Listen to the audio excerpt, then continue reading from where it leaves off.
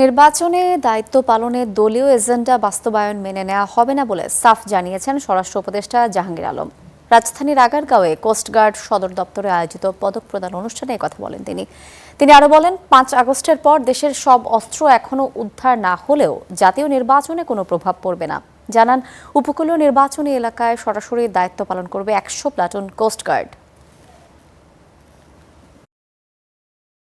নির্বাচনকে সামনে রেখে উপকূলীয় এলাকাগুলোতে নিরাপত্তা জোরদার করেছে কোস্টগার্ড। নির্বাচনকালীন সময়ে 3000-এর বেশি কোস্টগার্ড সদস্য মোতায়েন থাকবে দেশের উপকূলীয় এলাকায়।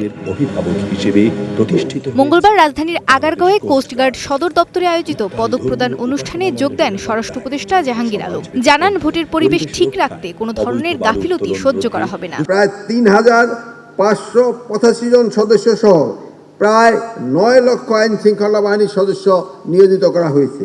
যদি কারো বিরুদ্ধে কোনো প্রকার কোনো প্রার্থীর পক্ষে কাজ করার বা কোনো দলীয় এজেন্ডা বাস্তবায়নের প্রমাণ পাওয়া যায়, তবে তার বিরুদ্ধে আইনানুগ ব্যবস্থা গ্রহণ করা হবে। 5 আগস্টের পর দেশের সব অস্ত্র এখন উদ্ধার না হলেও জাতীয় নির্বাচনে কোনো প্রভাব পড়বে না। আশা করেন, অতীতের যে কোনো নির্বাচনের তুলনায় এবারের নির্বাচন হবে আরও বেশি সুষ্ঠু ও গ্রহণযোগ্য।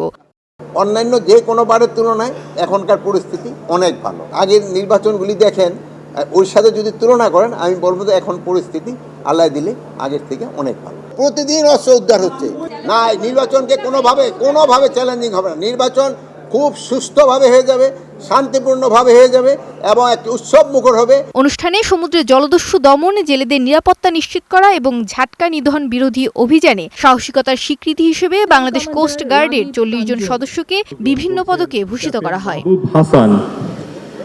মৌমিতা মৌ, স্টার নিউজ, ঢাকা।